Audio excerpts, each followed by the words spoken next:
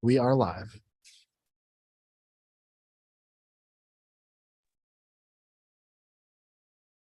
Good evening. Welcome to the Ready to Read. Welcome to the Ready for High School Charette. That was last week. Ready for High School Charette, hosted by the Maryland State Board of Education and the Maryland State Department of Education. My name is Dr. Deanne Collins, and it is my pleasure to facilitate this virtual charrette.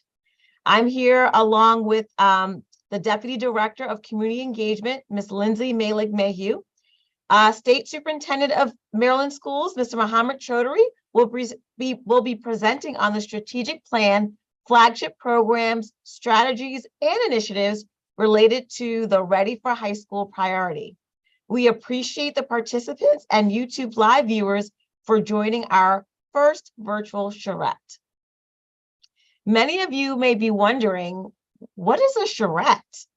Well, charrettes are commonly used in architecture to provide a forum for diverse stakeholders to engage in creative discussion and provide immediate feedback on ideas presented. The State Board and Maryland Department of Education are hosting strategic plan charrettes to develop, refine, and finalize the flagship programs, strategies, and initiatives that will support the realization of the priorities, enablers, and goals collaboratively with stakeholders. In addition to other engagement methods, including roundtables, listening sessions, and data walks, the State Board and MSDE have hosted. Charrettes will also ensure stakeholders are mutual authors of the strategic plan. The focus for tonight's charrette is strategic priority 3, Ready for High School. Participants will learn about the State Board and MSDE's strategic plan and engagement report. Then we will explore the specific programs, strategies, and initiatives that will support all Maryland students entering high school on track to meet the college and career readiness standard by the end of 10th grade. Finally, participants will discuss and prioritize specific strategies related to the Ready for High School priority. Superintendent Chaudhry, I know that you've joined us. Do you have any remarks that you would like to make before we continue? You can continue. I'm just transitioning back to my office, so you can continue. They're going to hear a lot from me, so I'll spare them my voice for now. Okay. Yeah. All right. Thank you, Mr. Chaudhry. So it is important that you have a solid understanding of the strategic plan priorities, enablers, and goals to meaningfully participate in this activity. So those are, I keep saying those over and over again, it's like a mouthful, but just remember, we're going to be talking about strategic plan priorities, enablers, and then goals. Priorities, enablers, and goals. So we want you to remember what those are so that you will actively be able to engage in our activities and discussions that will occur after the presentation. Superintendent Chaudhry will walk us through an overview of the strategic plan and engagement report and help us understand phases 1 and 2 of the strategic plan. So at this time, I will turn it over to Superintendent Chaudhry. All right. I think everyone can see me. All right. Thank you guys so much for deciding to hang out with us today. This is our second charrette. And, we want to make sure that we are really benchmarking the strategies that we ultimately are going to really lean into as the state, both one to ensure successful implementation of the blueprint, but also fill areas that it missed, right? And we want to make sure we are able to do that collectively well. And so the State Board and I have been in strategic planning mode with the entire department over the past about a little over a year and a half. And so now we are in this going into phase 3, and I'll talk more about what phase 3 will entail. So with that, let's jump right in. Next slide. Let's keep going. Keep going. All right. Some of you are already in local education agencies or organizations that have a strategic plan. The department has not had a strategic plan in a very long time. And if there was one, I can't find one. So if you know, please send it to me. But regardless of what existed, we need a strategic plan. We need something to keep the anchor and focus of our decision making and the policy making at the state board level and the implementation efforts at the department level. And so all organizations have one. Many of our local education agencies, school systems have them. And then again, we need something to make sure that anchors the blueprint, right? Blueprint is an amazing piece of legislation that sets policy conditions, but ultimately policy needs to be implemented, right? With the right supports. Let's go on to the next slide. So it's a windy road on purpose because all roads are windy, in my opinion. And so our strategic planning processes as well. So we set out to do strategic planning in November of 2021. I started my tenure in July of 21, and we have been winding our way to getting to phase 3.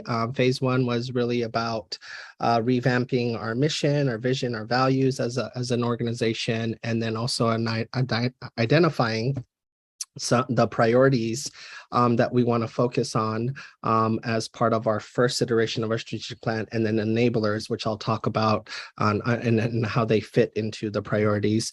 And then phase 2, that was released back in October, and then in February of 23 released phase 2 of the plan, which involved further refinement of phase 1 elements and introducing phase 2 elements, which was metrics and goals. What measures would we use to measure our progress against the priorities we've set and the enablers supporting them.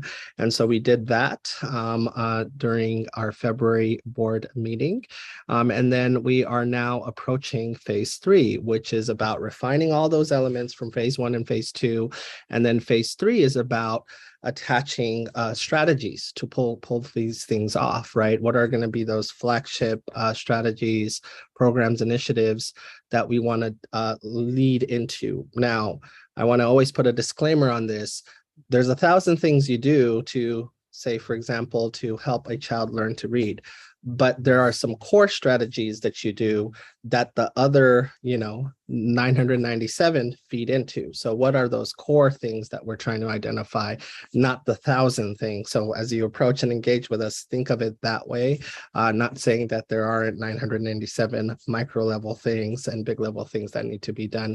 And then, of course, after July 23 and beyond, it's about execution, it's about implementation and refinement. Next slide. I've already gone over what the phase 1, 2, and elements are, so we'll push through this slide. Let's talk about the blueprint for a little bit. Let's go on to the next slide.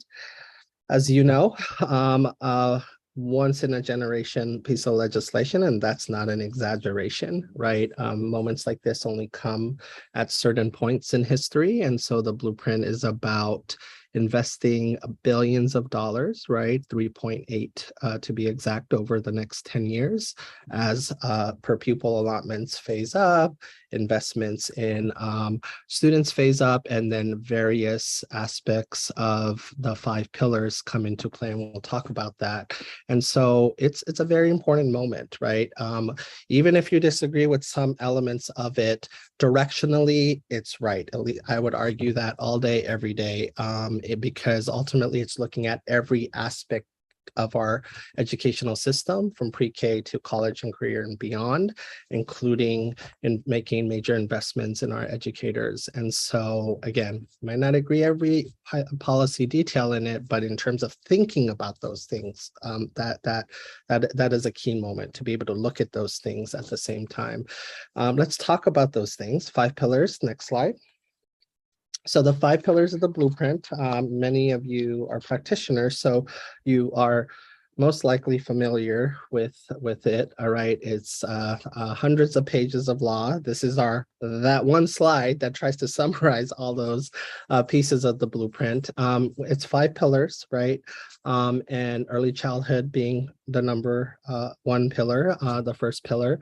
And it is about making sure that we are expanding access to high quality early learning environments, both within public and private partnerships. The blueprint envisions a mixed delivery system, making sure that we are servicing all of our four-year-olds and then eventually getting to 3-year-olds to the greatest extent possible, and also making sure that there is affordability, not obviously complete affordability and coverage for our families who are economically disadvantaged, and as well as supporting our families as well as, say, who are middle class and above as well to the greatest extent possible. It's also investing in 2-generation approaches, right? Making sure Judy and Patty centers are scaled across the state, right? Making sure our families are involved in the learning process. And, parents and guardians are a child's first teacher. So making sure we get that right. It is investing in our teachers and leaders. Pillar 2, high quality teachers and diverse teachers and leaders. It is raising starting pay for teachers to $60,000. If I could snap my finger and make that more, I would. It's not a decision I hold nor the state board, but it is definitely something that is helping us punch above the weight class of teacher pay in terms of starting pay across the country. It is also creating something called a career ladder. So making sure that educators don't have to leave the classroom in order to make more or feel like that they want to expand their leadership beyond their own classroom. So the career ladder concept is something that will be big that we need to get right. And so imagine teachers who teach for part of the day, and then that other part of the day, they are coaching, they are supporting implementation efforts with district administrators, they are maybe teaching at a college level, or doing many other things as well. And then it's also raising expectations for teacher prep and induction. One of the biggest things that the state board will do this year is promulgate new induction regulations, setting a new floor for induction, right? It's one thing to incentivize high quality teachers and diverse teachers into the profession. It's another thing to keep them there. So those first 3-5 years matter a lot, induction.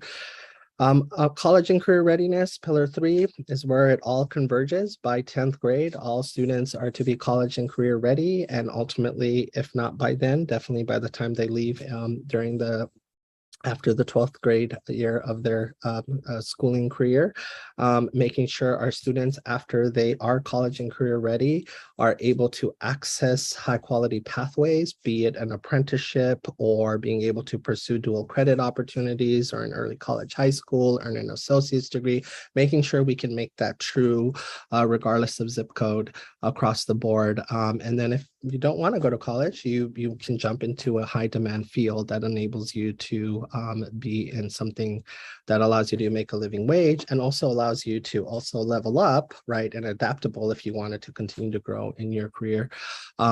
As well as making sure that the blueprint is supporting our curriculum enhancements as well along. So the blueprint envisions something called a CCR curriculum. So making sure across our school systems, we have high quality curricula that is aligned to the CCR expectations that we ultimately want to see our kids achieve. Pillar 4, more resources for student success, is exactly what it sounds like. The blueprint is investing significant dollars. It's raising base per pupil allotments, as we're raising the weights for English learners, right, for our students who have disabilities, right. It is doing that over a 10-year phase-in period. And so it will be significant over a 10-year period. And then going all in on community schools and making sure that is done well. We currently have 358 community schools of our 1,400 schools. Next year, we'll push into 400, a little over 400.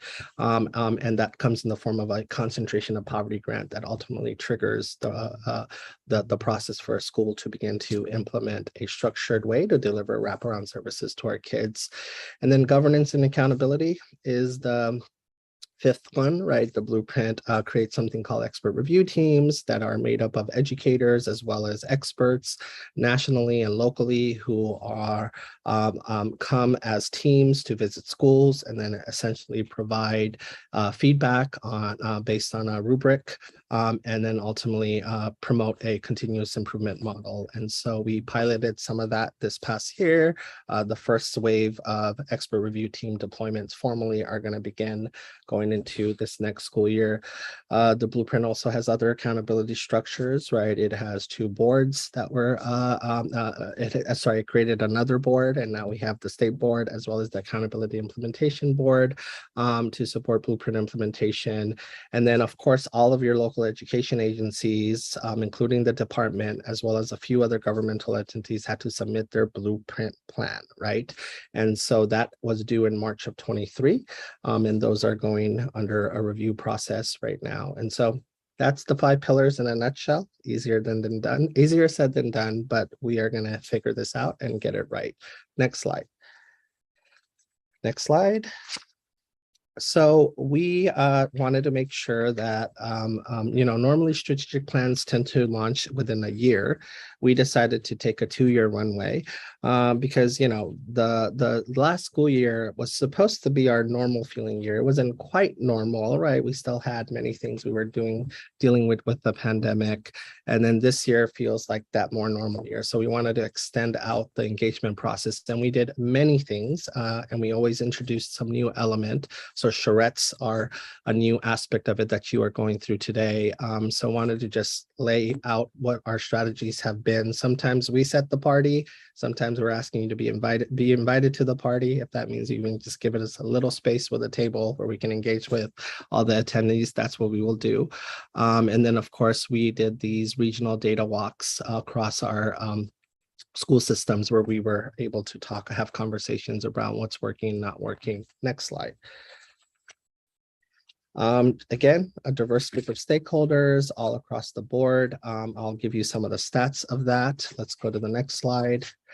Here are some our current stats related to how our engagement efforts are going, right? We have done well over now 30 roundtables with close to 400 participants and hours of dialogue. You can see all of that on MSTE TV on our YouTube channel. We've done several listening sessions where we were able to sit in on different events focused on different topics, be it special education, early childhood. And then we have a strategic planning survey that is pushing above 30,000. And we really want to try to get to 50,000 by the time we get to June. So please, if you have not filled it out or shared it with someone, please do. And then, of course, we've attended several different events. Let's go to the next slide.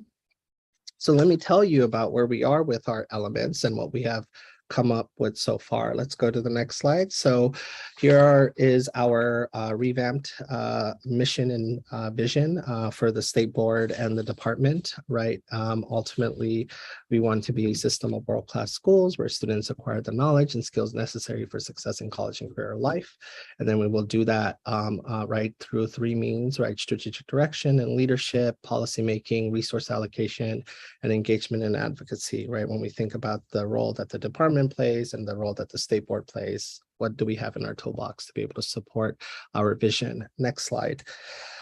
We revamped our values. I'm not going to read every single one. You can read that at a later time.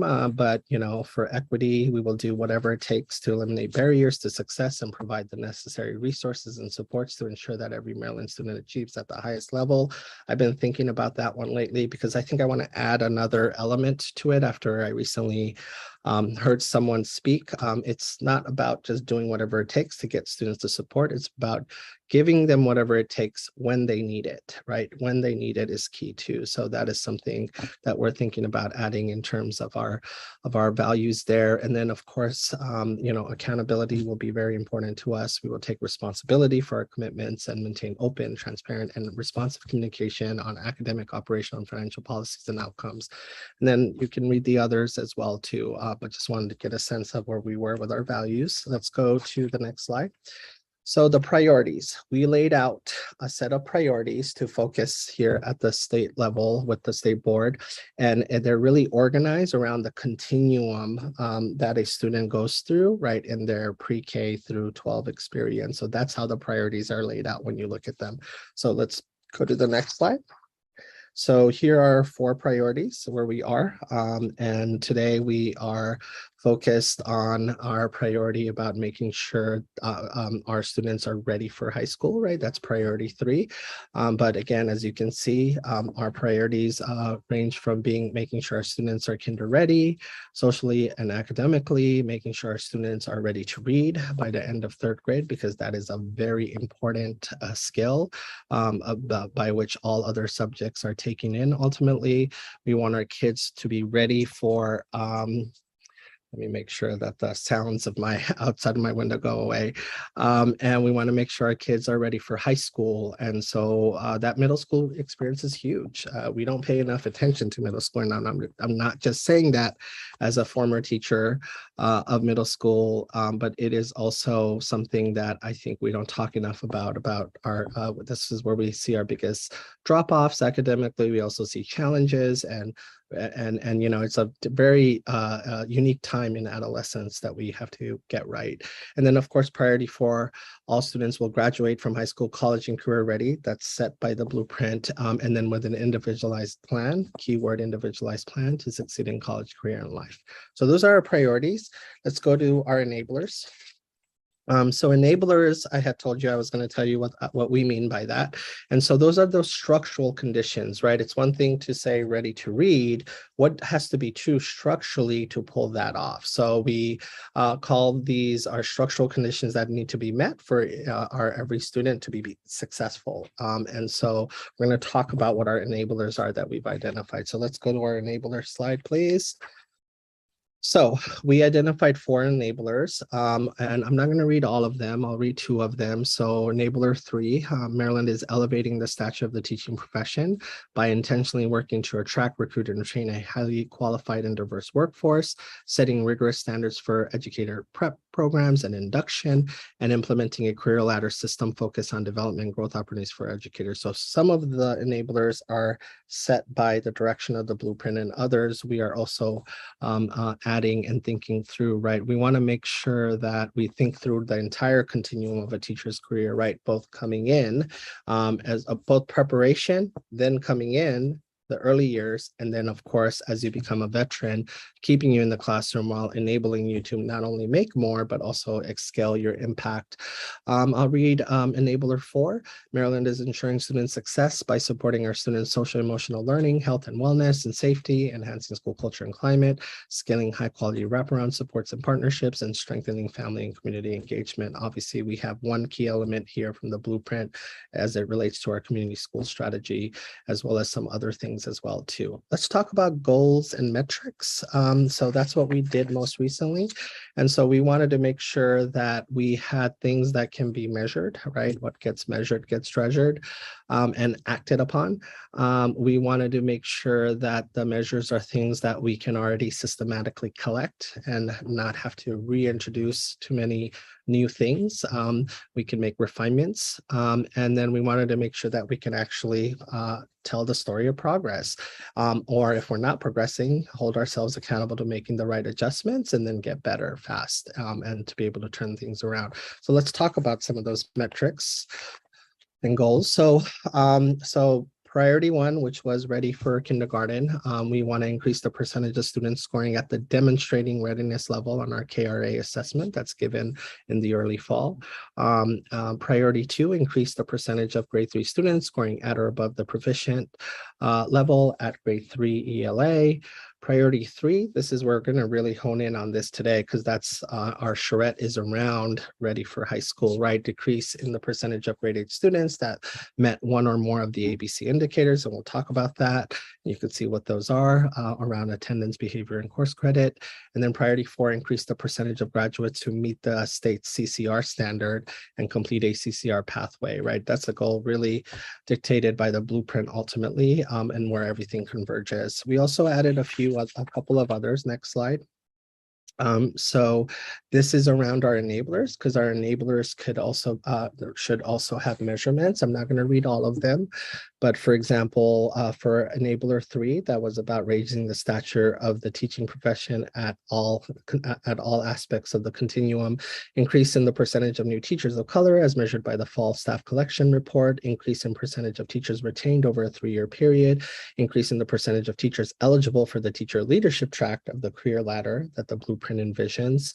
Enabler 4 that I also read when we were on that slide, increase in the percentage of schools perceived as having a favorable learning environment and decrease in suspension rates. Specific survey topics will be selected. In the 3rd year of our survey data, we do have a statewide survey. We're one of the few states that have a statewide survey that's given across to our schools about the learning environments, and we both give it to staff as well as students.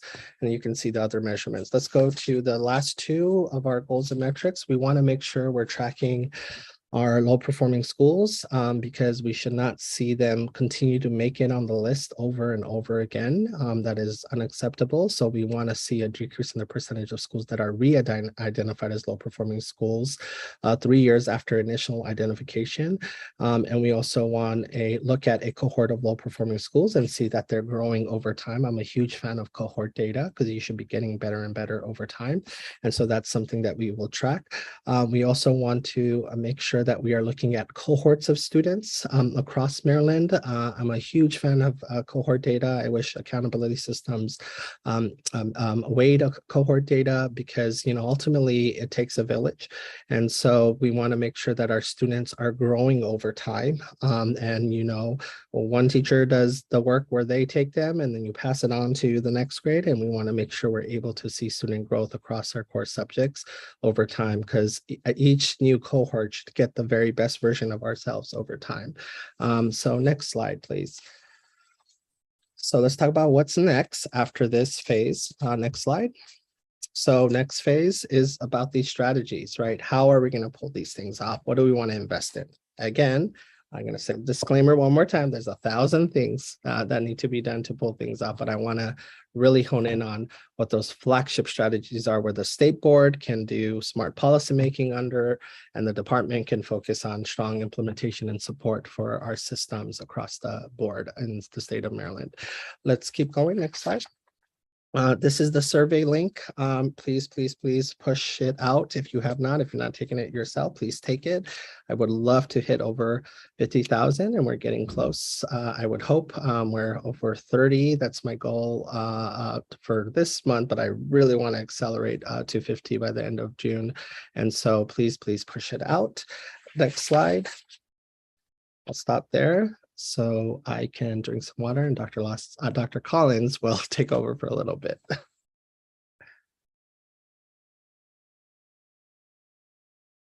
Lindsay, I think we're kicking it to you. I'm going to jump in and walk us through a activity. Thank you, Superintendent Chaudhry, for walking us through the strategic plan, priorities, enablers, goals, and metrics. I definitely learned a lot from that. I hope you all and our viewers on YouTube did as well. So now that you have this understanding of the strategic plan components that we've drafted so far, we want you to envision a future 5 years from now where the Ready for High School strategic plan priority is a reality. This visioning will help us to think big.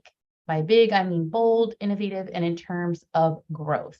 So to do this, I'm going to ask you to participate in just a brief visualization exercise.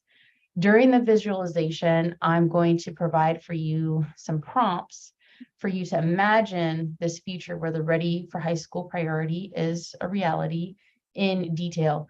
So after each prompt, I'm going to pause and give you a moment to record your ideas in Slido. So before we get started, make sure you click on that link in the chat, open Slido, and at the top of your screen, you should see an Ideas tab. That's where you're going to record your ideas. After each idea is entered, go ahead and press send. You're going to start to see ideas pop up.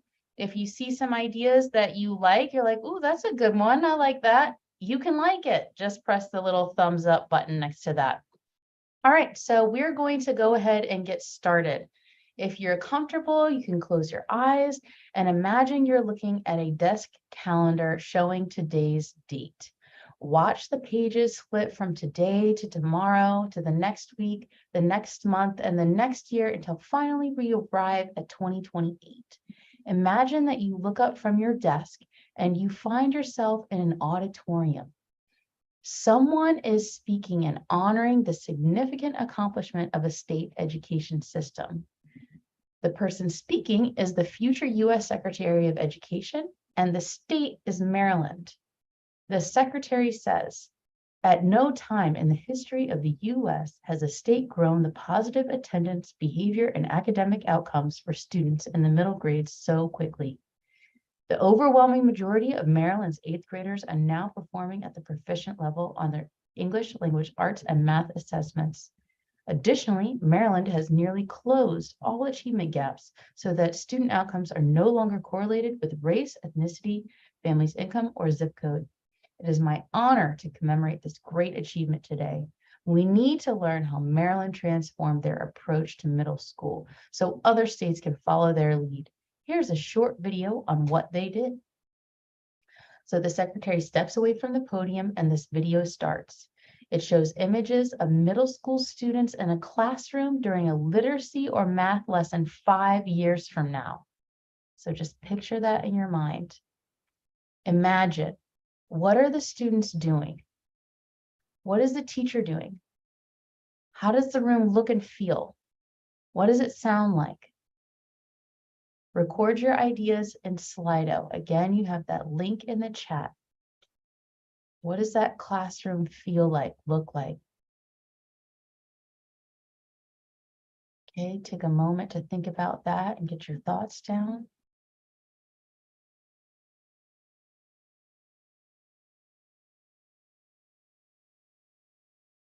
All right, we're going to go into the next part of the video. Next, you see the principal of the middle school appear on the screen. The principal describes the school-wide initiatives that led to students' positive attendance, behavior, and academic outcomes. He says, "We really started to see drastic improvement once we implemented." What initiatives does the principal describe next?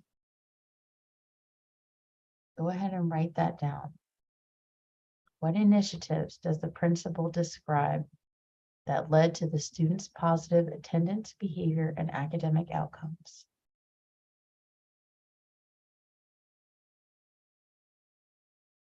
So the principal's thinking of school-wide initiatives. What are those school-wide initiatives? Write your ideas in Slido. Make sure you press the send button so your ideas appear on the screen. Okay, finally, back to the video, you see a student engaged in enrichment activities after school. Who are they with? What are they doing? Describe what the scene looks, feels, and sounds like. The student, a middle school student, is engaged in enrichment activities after school. Write your ideas in Slido. Make sure you press send. We've got a lot of ideas so far, so if you see some that you like, go ahead and like those.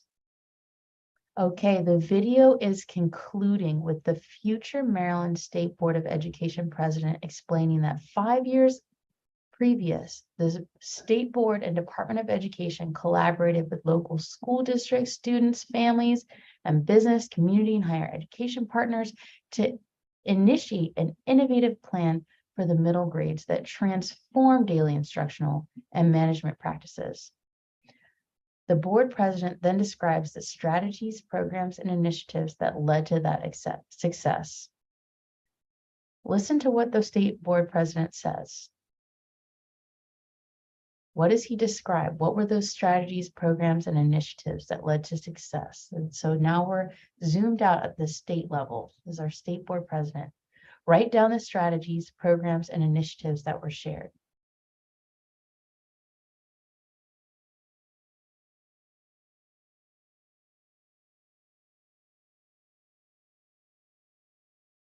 Okay, I'm going to give you a few more moments just to reflect on the entire visioning activity. Finish up any ideas that you have in Slido. If you've already gotten all your ideas down, you can skim through the list. If any of these look like, oh yeah, that's a good one. I saw that too, or maybe I didn't see it, but I see it now that you say that. You can go ahead and like those ideas that resonate with you most. Again, once you put your idea in, you can press send to make sure it's submitted. So we'll take a few more moments and we'll go to the top of the screen or top of the Slido list to make sure we're seeing the top ranked ideas. We'll talk about those in just a moment, giving you a few more moments to reflect and finish up getting your ideas in Slido. Just imagine there's like meditation music on in the background. I was thinking about doing that, but maybe next time. We'll see how this goes without it.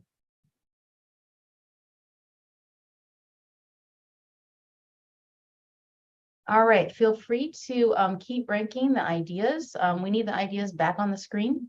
We're going to talk about those top ranked ideas from Slido. So feel free to keep ranking and putting your ideas as we discussed. The ones that were ranked the top. Oh, we just got a little switch up. So connecting with classrooms across the state of Maryland. Connection is definitely something that you'll see in the strategies that Superintendent Chaudhry is about to talk about with us. Oh, we got a new top ranked idea. The teachers equipped the tools needed for lesson implementation. Youth are engaged, fun and rigorous lessons. The room is bright. I love that. Students are working with each other and supported their shared learning. I think you'll definitely, like, our minds are aligned because I think you'll definitely see this reflected in some of the strategies that we're about to talk about. And you're really giving a narrative to how some of these tools that can be implemented, what they'll actually look like. So this was really useful for kind of painting that picture and having us think high level about where we want to get to, right? What does it look like when we've achieved this success? So thank you all so much for participating in this activity. We're going to transition to actually learn about the strategies that we're going to talk about tonight. So now that you've imagined this future where we reach our goal to increase the number of 8th graders who are ready for high school, we want to introduce you to those potential flagship strategies, programs, and initiatives that can help the state board and MSTE actually achieve this goal. So those little steps that we have to take along the way. The department will implement many strategies. As a superintendent said, there might be 900 things that we do. We'll launch several programs and initiatives, all to support this goal. But just as a reminder, today we're asking you to prioritize the ones that the public can really rally around. We want to be able to say, ready for high school priority, and all of you already know, here's the 4 strategies that are going to get us to that point. So in this presentation, Superintendent Chaudhry will share the most important strategies that will support the Ready for High School priority. And then following the presentation, we'll discuss and rank these. So we are ready to hear from Superintendent Chaudhry. All right, let's keep going. So we're gonna, again, this is what we're thinking so far, right? So we want to get your feedback based on what we, when we benchmark around, high performing middle schools that serve all students well, including and especially historically disadvantaged students, and then what the evidence points us to. Because as a department, we're really nerdy when it comes to research, but ultimately we want to make sure that we are able to implement those things well. So let's go ahead and go to my first slide. Let's talk about research. I'll talk about it quite a bit in these slides, but what do we know about early adolescence, right? What do we know about middle school? we know a lot, you know, other than they're going through puberty and the hormones are definitely coming in. I often used to say they've learned how to accelerate the car, but they don't know what brakes are. And so what we also know about middle school is that there is another spurt that occurs in terms of brain development. People often talk about the first 5 years and how crucial they are and how much brain development happens during that time. But there is another spurt that that occurs that we know now between that early adolescent, during that early adolescent period. It has often now been called a make or break it year, where many students become very engaged or disengaged, and to the point where it ultimately sticks with them as they go into high school. Obviously, those things are not completely true for everyone, but in the aggregate, research is pointing us to that. We want to make sure that high school, right, is thought of as a full experience, every part of it, right? We don't just see one class in isolation of another, right? It's a whole experience from the beginning of the day to the end of the day. And so what should that look like? What should that feel like? And so so let's go on to the next slide. Here's what our data looks like right now. Oh, too fast. Back one, please. I think you went one ahead. There you go. Here's what our current achievement results look like coming out of the pandemic after the first administration of our MCAP test. You know, I do want to see what it looks like this past spring, which I consider our true baseline year, you know, given how last year went. But here's what it looks like. In literacy, we are pretty much returned to pre-pandemic levels. It's nothing to, you know, to say like mission accomplished, definitely not. Still 50% of our kids, less than 50% of our kids are not proficient where they are, but we have rebounded in literacy back towards where the pre-pandemic days were. In math, not so pretty. The pandemic definitely did a number. Virtual learning at scale was not an effective experience to teach mathematics, and we are seeing that across grade levels. But in middle school, this is where we're seeing our single-digit proficiency rates, as you can see in 8th grade. And so a lot of work to do in terms of math recovery and acceleration. Let's go on to the next slide. So here's what it looks like when you combine our 6 through 8 proficiency levels across our different regions. So you can see in ELA, the percentage of students scoring in the grade 6-8 tests was 43%, right?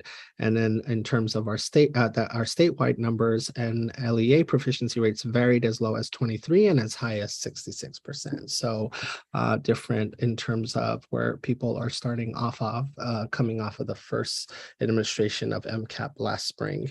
Let's go on to the next slide in math for this view. So again, as you can see, statewide, the percentage of students scoring proficient in math in the 6-8 test was 13%. And then LEA proficiency rates varied as low as 5%, and then as high as 29%. So lots of work to do when it comes to math, lots of work to go all around, but math definitely is something we really need to hone in on in the coming years. Next slide. I told you I really like cohort data. So let's look at a cohort. Following cohorts of students over time in Maryland, ELA proficiency has increased by 4 to 5 percentage points since 3rd grade. So that cohort who started in ELA 3rd grade in the class of 2026, 2027, and 2028, you can see that going through Maryland's grades from 3rd grade and on, we are adding growth to that cohort over time, which is good to see. Obviously, we want to see more growth. Let's look at math. Not the same story, right? In fact, we are losing the ability to grow our kids over time in math as they go through the grades from elementary into middle school. So just wanted you to see what that looks like. And it's a negative in terms of change. And what we're seeing in that middle school drop off where it's significant is definitely playing out. And it's definitely in our math core subject area. Next slide. Let's look at some suspension data Maryland, back in 2019, went all in restorative discipline. However, it's one thing to put it on paper, which is good. We shall now do restorative disciplines. Another thing to implement it is hard work, necessary work. And so and then we had the pandemic. So that data, obviously discipline was very different at that time. And now we're back. And so in middle school, we do see the highest rate of suspensions. And then if I broke that number down by race and service group, it is even more glaring, and our historically disadvantaged subgroups tend to have higher rates, which is something we need to definitely address. So just wanted you to get a sense on what discipline data looks like in our middle schools currently in the state of Maryland. Next slide. What are our survey respondents saying? And so one of the things that they are saying in our survey of where we are now pushing above 30,000 is, when looking at the results, nearly a third of respondents that says that social emotional learning and mental health is a high priority and should be a high priority. During our roundtable discussions, right, students felt that exposure to a wide array of extracurriculars and niche classes in middle school would help them balance their interests. And then in our listening sessions, what we're hearing is the blueprint strategies that generated the most interest among participants were those related to college and career readiness. And so especially beginning in the earlier grades. So with those things in mind, right, we set out to think about what our flagship strategies and programs should look like. Obviously, one of them being shaped by what the research shows. Let's go on to the next slide. Just a reminder again, our Ready for High School is all Maryland students enter high school on track to meet the college and career readiness standard by the end of 10th grade and are engaged socially, emotionally, and academically to succeed in progressively challenging and advanced level coursework aligned to college and career pathways. So how do we get there? Let's go on to the next slide. These were our metrics and goals that I mentioned to you, and we're going to talk a lot more about these ABC indicators, but you can see what the metrics are and what the measures are and how we would measure progress over time on this priority. Next slide. So let's now talk about what we're thinking in terms of the flagship strategies and programs that we want to lean into, both at the state level, at the state board level, and support our LEAs in implementing. Let's go on to the next slide. Again, so the middle school challenge, right? And it's a quote that I often read from a very compelling report. The report is called The Promise of Adolescence, Realizing Opportunity for All Youth. It was from the National Academies of Science, Engineering, and Medicine. Because adolescents comprise nearly 1/4 of the entire US population, the nation needs policies and practices that will better leverage these developmental opportunities to harness the promise of adolescence rather than focusing myopically on containing its risk.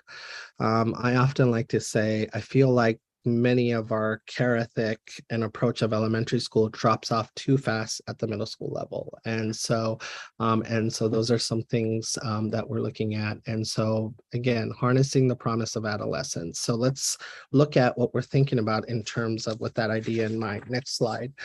So think of a classroom.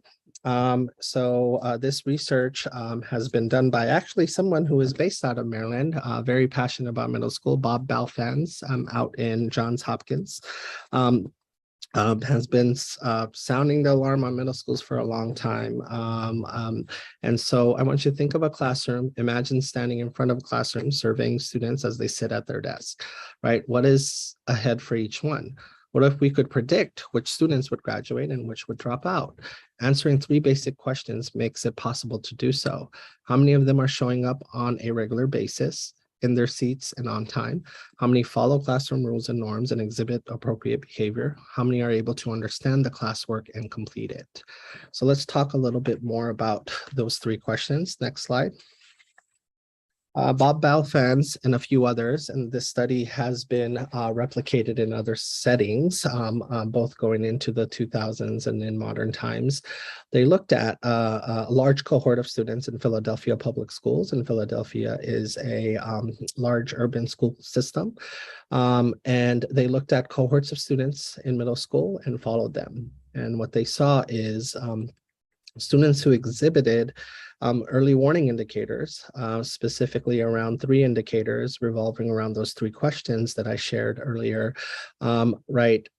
1 indicator, 1 or 2, definitely 3, lowered and lowered their chances of being able to ultimately graduate on time. And it was strong, the ability to predict that. And so there were moments to intervene, but those interventions never happened. And so only 1 in 5 students who exhibited indicators in the 6th grade graduated on time and within a year of when they were supposed to. There is a stark difference between who does and doesn't graduate that is correlated to who did and didn't have indicators in the 6th grade. Let's go on to the next slide. So what are those indicators, right? The development of early warning indicator data has really refined over time, but they come down to these 3 big, large buckets: attendance, behavior, and courses, right? These 3 key factors, right? The ABCs are strong predictors, right? When it comes to student outcomes, then demographics and test scores. That's what the data is pointing to. And so let's look at our next slide around what they mean specifically by the ABCs, right? Research shows that students at risk of dropping out can be identified as early as 6th grade. If in fact 6th graders who display just one of the following off-track indicators have only a 15% to 25% chance of graduating on time.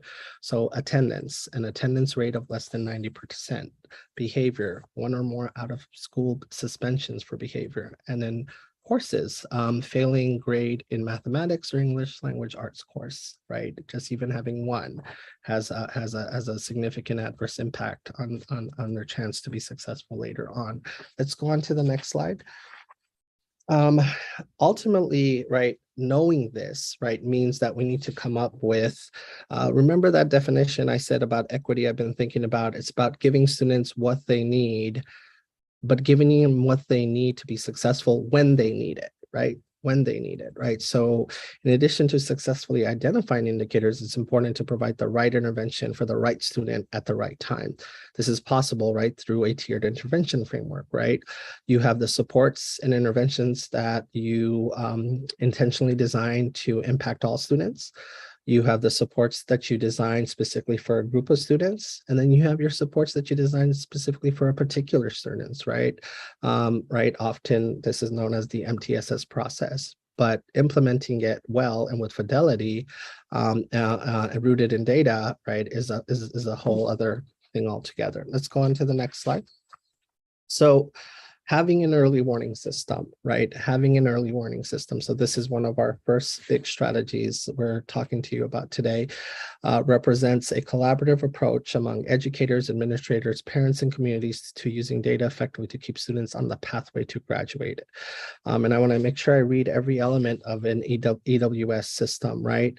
They are characterized by a combination of features that enable 1, rapid identification of students who are in trouble, rapid interventions that are targeted to students' immediate and longer-term need for support, redirection, and greater success, the frequent monitoring of success of interventions, a rapid modification of interventions that are not working, and shared learning from those outcomes.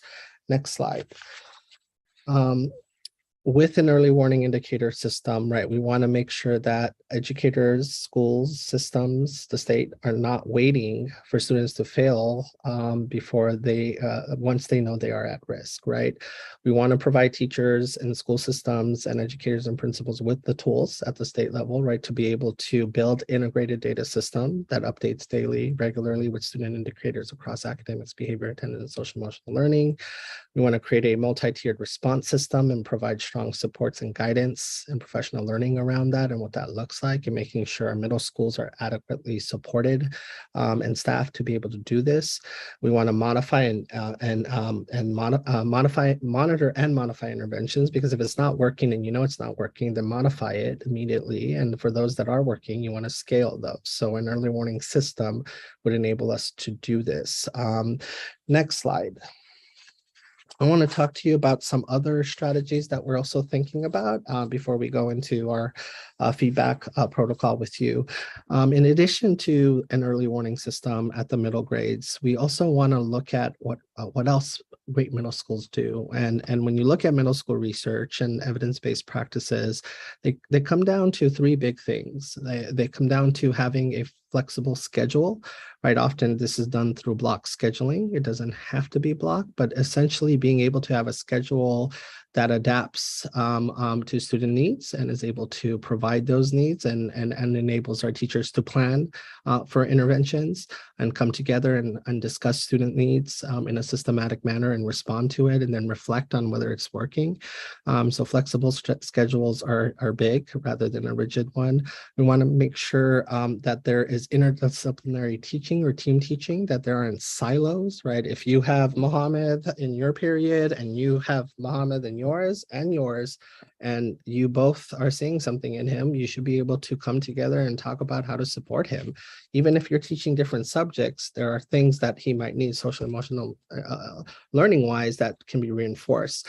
But are those discussions actually happening in a systematic manner? So we want to make sure that there is interdisciplinary teaching or team teaching to the greatest extent possible. The research shows strong middle schools do this. And then finally, having a robust offering of enrichment and elective courses are big. Oh, you jumped ahead of me. Robust offering of enrichment and elective courses are big in middle school, and then having time built in to be able to develop social emotionally during a very important part of adolescence, right? As you go through all your hormones and emotions, and often many middle schools are doing that through an advisory period, right, to support student connectedness. So these are some of the big rock strategies that we're thinking about as we think about revamping and reimagining what our middle school experience looks like. Next slide. I am a nerd when it comes to reading, so I always leave behind more reading. So you can look at this in your own time. You can click through them. We can share the deck. And so feel free to do so around where our research and what we're looking at and what we're learning from. Let's go off to the next slide. And with that, I think we are officially in our strategy ranking exercise. So I appreciate you guys taking the time to listen to me on what we're thinking about here in terms of getting our students ready for high school and being able to build the best middle school experience in the state of Maryland in the era of the blueprint. Great. Thank you, Mr. Chaudhary. All right. So you had a lot of great information around the strategies. And now we're ready to discuss the flagship strategies, programs, and initiatives that Mr. Chaudhary just talked about. So what we're going to do tonight is we're not going to have you introduce yourselves individually. You're going to have a chance to share your responses and perspectives. And so right before you share your perspective or comment, you'll introduce yourselves and tell folks where you're from. Okay. So now that you've heard the strategies from the superintendent, before we begin our discussion, I just want to go over a few housekeeping items. To indicate you would like to speak, click on the face icon at the bottom of your screen and use the raise hand function. When you're not speaking, please stay muted and use the chat function if we're running short on time. And if you might have additional comments that you might want to make, so you can use the chat feature. We want to hear your honest reflections and innovative ideas, so we should all be open as much as possible. We also want to hear from our YouTube live viewers as well, so please use the YouTube live chat to make comments throughout the discussion. Your feedback will also inform the planning that continues. Tonight, we're going to discuss 2 questions to help you think about the implications of the flagship strategies produced. And Lindsay did put the strategies again in the chat, just in case you forget what they were, but you can reference those if you forget them. But again, the goal is for us to hear different perspectives. What you're going to do is you're going to have a chance to rank the strategies. And so you're going to use the same Slido link that you used earlier on with the reflection activity, the activity that Lindsay, the visualization activity that you did, the same link. And you're going to start ranking strategies. You might want to start ranking them now. And then as you hear more discussion, it's okay if your ranking changes, but don't hit submit yet until we tell you to hit submit. Okay. The perspectives that you hear might change how you rank the strategies. We will remind you about hitting the submit button so that we can see where the ranking falls.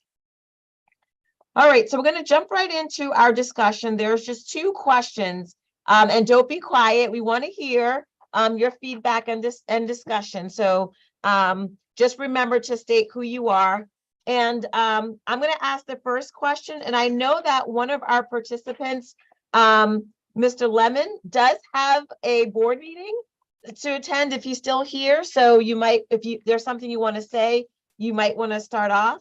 But for our first question, for each of the 4 Ready for High School strategies, what conditions will be needed for students and educators to be successful with the strategy, especially for students who are historically underserved? I'll repeat the question one more time. For each of the 4 Ready for High School strategies, what conditions will be needed for students and educators to be successful with this strategy, especially for students who are historically underserved? And anyone can start our discussion. Yeah, my name is James Lamont. Actually, I'm from Howard County, and yeah, we do have a board meeting. So sorry, I'm just joining. I hope I didn't miss too much of it, but I can just give my 2 cents.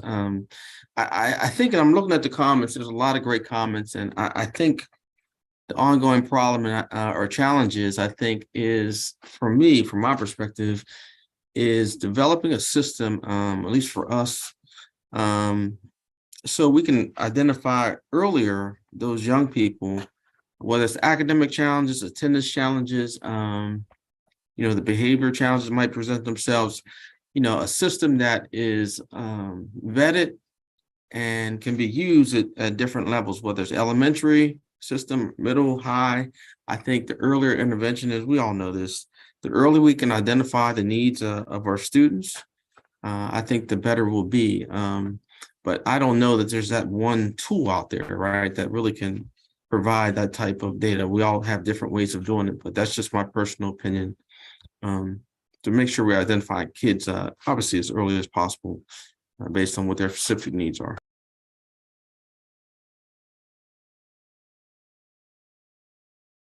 I can pick up where Mr. Lamont left off, just thinking about needs. Also, I'm sorry, I'm Charmaine Turner with the Y in Central Maryland. I'm Vice President for Youth Development. I think that one of the things that the superintendent talked about was this adolescent development study, right? I feel like, understanding who that population is and what their needs are is kind of a first step. And being able to ask them, and I think this is great and it's a wonderful form as all of us as practitioners, but then also asking them and engaging them in the conversation about what their needs are, what their wants are, what it could look like potentially when you're talking about scheduling, and so on. But I really think that if we're looking at these studies and what happens in the adolescent development brain, and I was also a middle school teacher, taught 7th and 8th grade, and really just understanding the population and what that transition looks like. This is that age where they're not really quite sure if they want to be elementary or high school just yet. They are literally somewhere in the middle, and their behavior is exhibited in that way. And so that's what I would say, really just taking a step back and really understanding the population, and then providing the educators with what they actually need to understand, right? What that population, what is happening with them, and then what their needs are.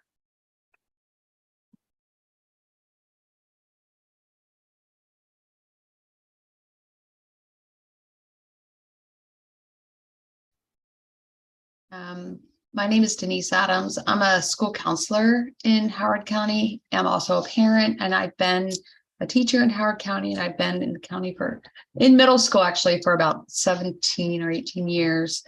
And just looking at these supports, the one area that I feel is really difficult right now when we see a child that's struggling is there's no place to pull them from to give them those supports. There's no time to do that. I can take them out of something, maybe if they're struggling in English, I can take them out of PE, and they're not real happy about that.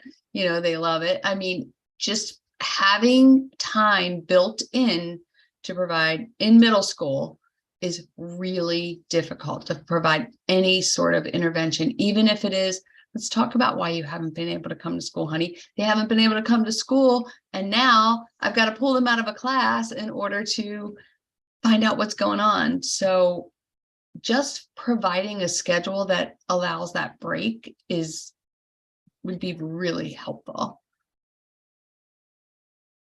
Ms. Robertson? Yes, I'm Antoinette Robertson. I'm the Howard County Public Schools principal, and I 100% agree with what Denise said. Time and resources, I think, is one of the greatest issues that we have at the middle school level. We need the staffing to be able to support the interventions, to be able to support the pullouts. As she indicated, pulling them out of a class typically means pulling them out of related arts. And when you have a student that is struggling, that related arts can be that one thing that helps to engage and motivate them in their academics. So now they're losing that, and they're having to do an intervention in a subject or content area that they're already struggling in. So, having the schedule built to provide that common planning time is great for teachers, but there also has to be some time built in there to allow for these interventions to realistically take place in the schoolhouse to support children. Good point. Mr. Hamill? Hi, I'm Tom Hamill. I'm the local accountability coordinator in Worcester County. As I'm reading these 4 elements, the thing that really sticks out to me is that the common theme among all of them is this idea of individualized instruction, that we identify individual kids, and we look at a kid's individual situation, and we figure out a way to take whatever we have to meet the individual needs of that student. I think that is a huge task. And I mean, ideally, you'd love to have one adult per one kid, because that could get really individualized, but obviously we can't do that. So I think the great challenge is figuring out ways that we can most efficiently identify and help those kids as individuals, and not just as demographic groups, and not just as groups of students, but actual, like, what is your need, and finding a way to meet those needs.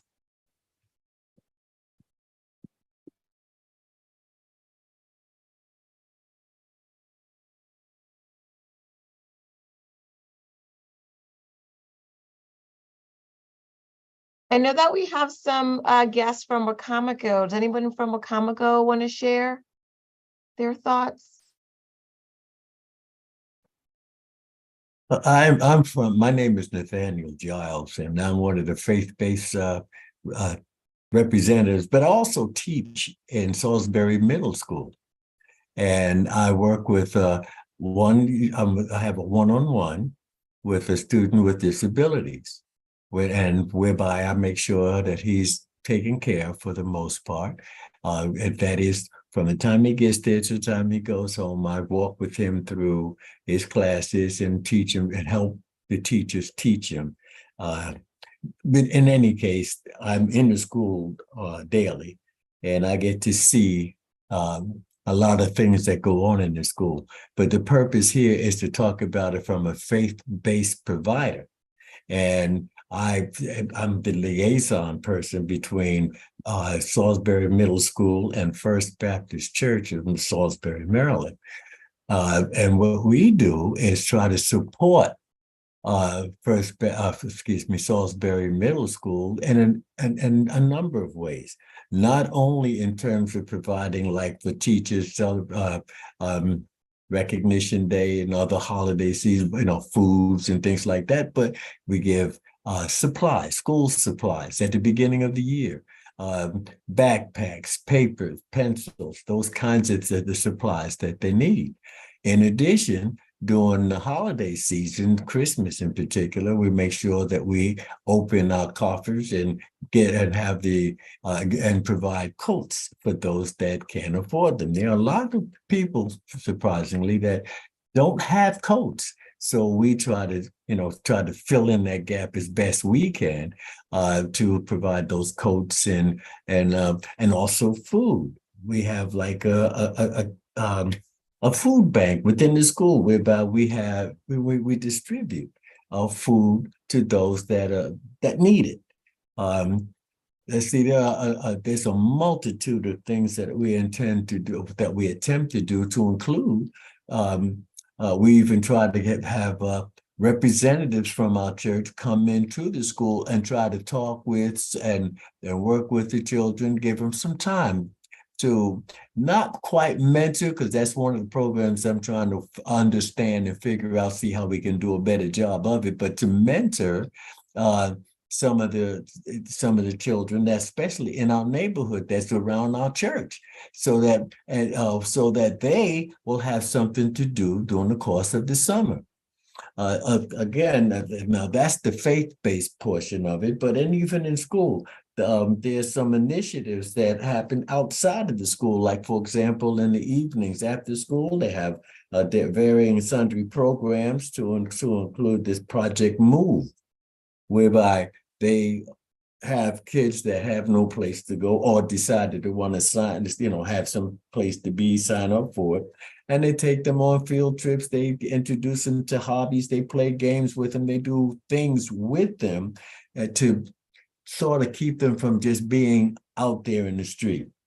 In addition to that, we work with the PTA. We work with, and the PTA helps with this PBIS program, whereby we got to make sure that the kids are responsible and ready to learn, and that kind of thing. So we also have played soccer and basketball. I mean, there are things that we try to do with them to keep the kids from just feeling like there's nothing to do, no place to go, and no one cares for them.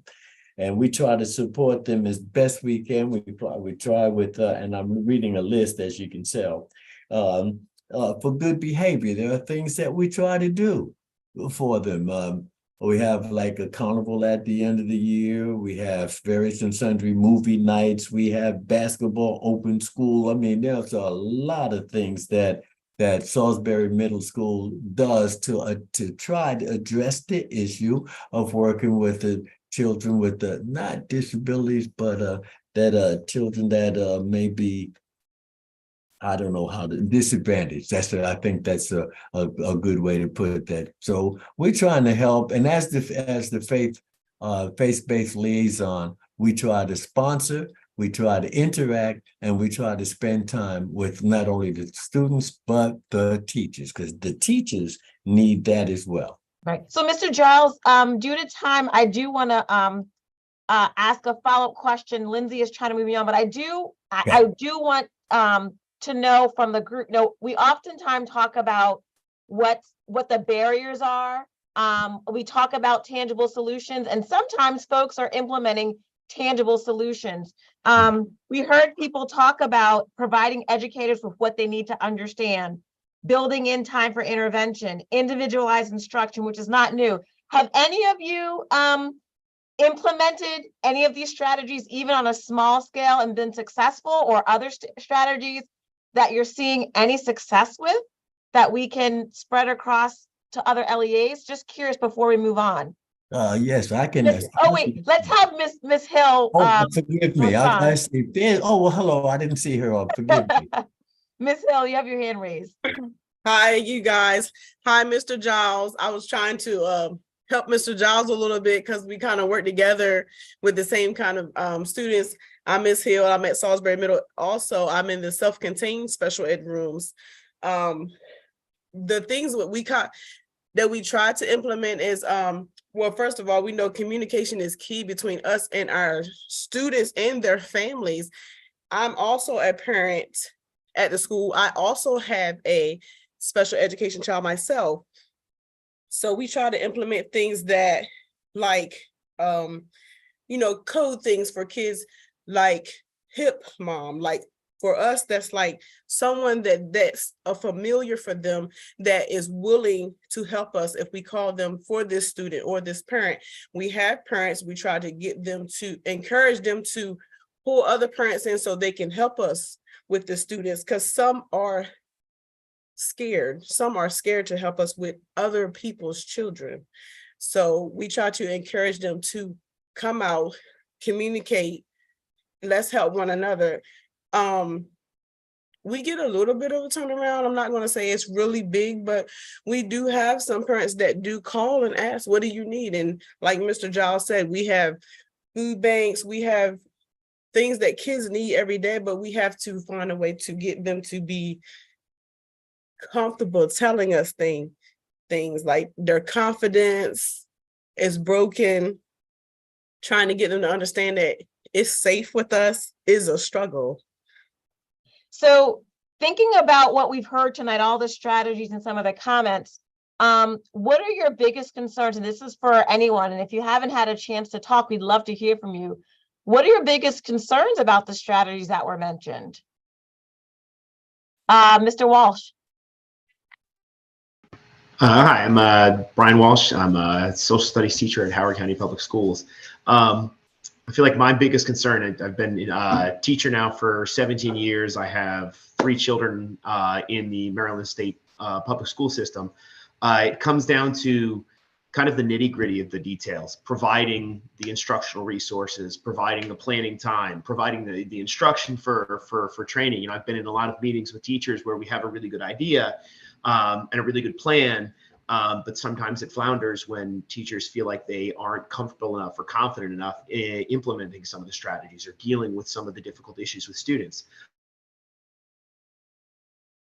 You know, just like when we put a student in a situation where they feel like they can't succeed, I feel like the same thing with teachers. And I think the biggest thing it comes down to is kind of the time to do this in the schedule. You know, I think it's very important that we give the students a rigorous course and curriculum program that has very high standards and opportunities for enrichment and rigor. But I also think we need to forget there needs to be time in the schedule to address those gaps when students have them. When students start developing these gaps, and the only way to plug those gaps is by taking away other opportunities that I think was mentioned by some of our other speakers. I think that's when we lose the engagement of students, when they see the balance of, you know, get extra help on this area where I'm falling down means I'm missing out on this really interesting, engaging opportunity that I want to take part in. I think that's when kids struggle, because then they see their failings taking away from their opportunities. And I think we need to make sure there's time in the school day for students to get that enrichment, but also to kind of get those supports. And that's where, as a teacher and also as a parent that has, you know, students that sometimes struggle, that's where I see the biggest gap. We're trying to pack so many things into a single school day that when students do struggle, their time is already so packed within the hours of the day that there's not time to kind of find that enrichment or find that support. You know, I feel that as a teacher in my own classroom when I'm trying to instruct my students, kind of finding the time to, okay, how can I help some of these students that are struggling at the same time where I can, you know, help some of my other students enrich and accelerate. And I see it with my own children.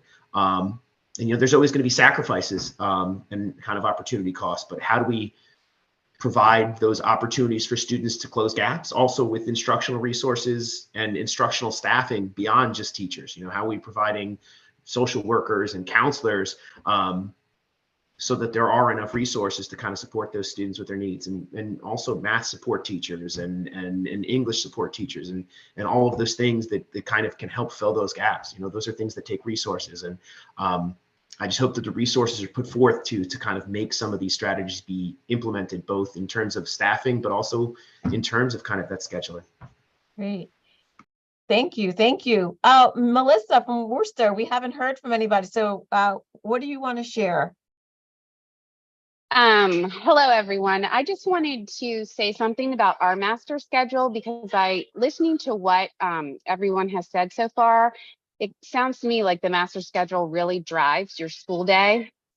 And our county this past year wanted elementary schools and middle school 4 through 8 to put in an intervention block so we could meet the needs of our kids, provide those enrichment activities, and not have to pull from specials. So every grade in 4 through 8 has a 45-minute block built into their school day.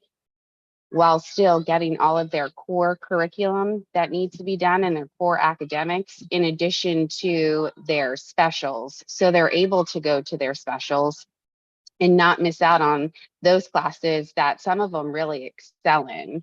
And it takes some creative thinking and some trial and error, but we have had it in our schedule for quite a few years. So it really wasn't an adjustment to us. And since the whole grade level has it at the same time, it allows for more personnel to be available to meet the needs of the students.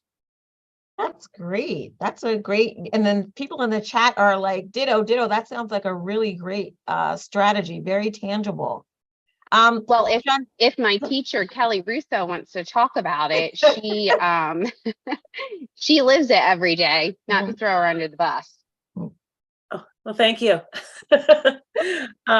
Yeah, so we've had at our school for a while now, it's had different variations of names, but a dedicated intervention block. And often the way it's set up is, if I'm a language arts teacher, so if I have students who are struggling, my first couple of terms or rotations with students will be with students who need intervention. And then those students might then move on to their math teacher or something else that they need. And then the science and social studies teachers will often give like deeply enriching activities to students who may not need math or reading intervention.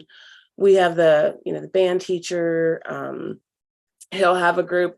So they really have the capability to go all over the place. And then the really cool thing is you think that it's going to just be for, well, only the kids who need something, kids who are struggling, but it also gives kids who are gifted and talented a chance to have a place to shine all in the same time period. So it really is, it's been pretty beneficial to our school, and a lot of the kids really look forward to it.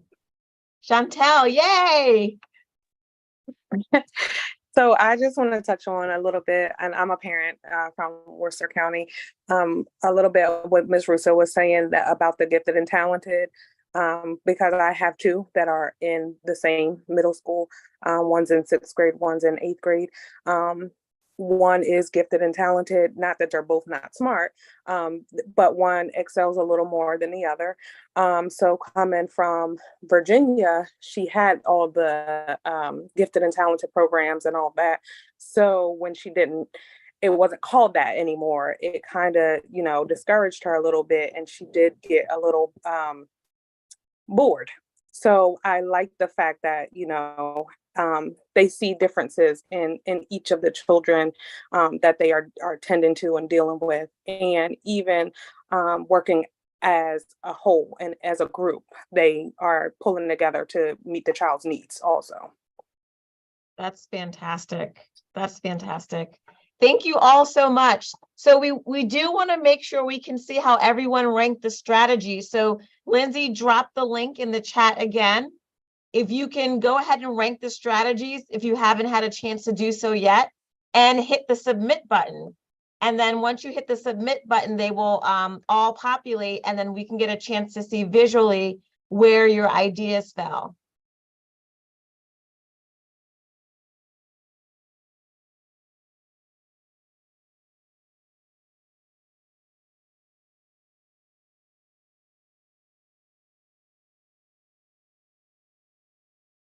Okay, so it looks like flexible scheduling strategies is top so far.